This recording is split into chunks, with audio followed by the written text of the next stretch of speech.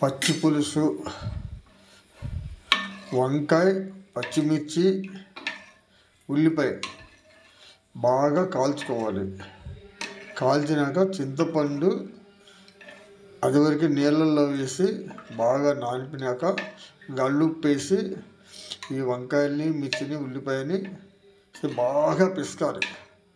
ఒక గంట అరగంట అయినా పర్లా, పిసికితేనే టేస్ట్ వస్తుంది.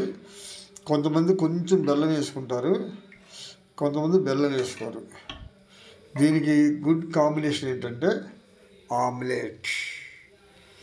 ఆమ్లెట్లో సింపుల్గా వేస్తా, మిర్చి వేసా, ఉప్పు కారం అంతే, సూపర్ టేస్ట్ ఉంటుంది. ఇక బంద్ చేసుకుంటా. ఈ పెనం హీట్ కూడా మనం యూజ్ చేసుకోవాలి, వేస్ట్ చేయకూడదు. పెనం హీట్ అంతా పోయినాక మనం తినాలన్నమాట. జాగ్రత్తగా కింద కట్టాలి సిలిండర్ది, తర్వాత స్టవ్ది కట్టాలి. ఎందుకంటే చాలా జాగ్రత్తగా చూసుకోవాలి.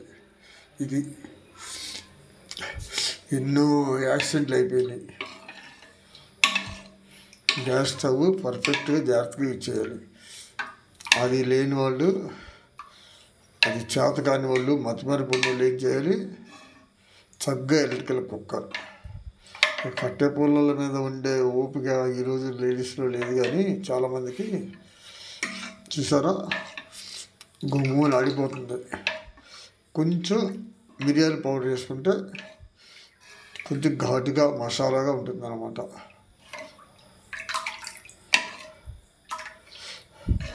చింతపండు ఏం పడలేదు, అది వంకాయ అనడం వల్ల అది మనం తింటే తినొచ్చు, లేదా ఏరి పారేయచ్చు.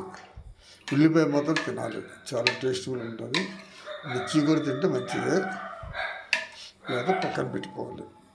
ఇది పచ్చి పులుసు హెల్త్కి చాలా మంచిది, డైజెస్ట్ ఈజీగా అవుతుంది.